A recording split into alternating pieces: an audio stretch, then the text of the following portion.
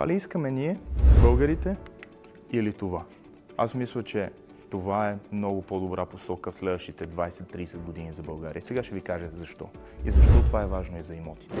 На първо място, ако не знаете, аз сега ще ви кажа, под 1% са чужденците, които купуват добри имоти в България. Какво означава това? Те отиват, купуват ваканционни имоти някъде на морето, които са много малък сегмент. Ние искаме да имаме повече купувачи на имоти и повече продавачи, за да могат да направим нашия пазар още по-ликвиден и по-добър.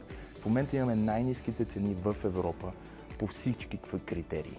Затова е много важно ние да си оправим репутационно-монетарната политика, да изглеждаме по-добре на документи, за да могат повече хора поне да чуят за България. В момента много от тях не искат да чуят. Нека да направим това, защото това ще подобри.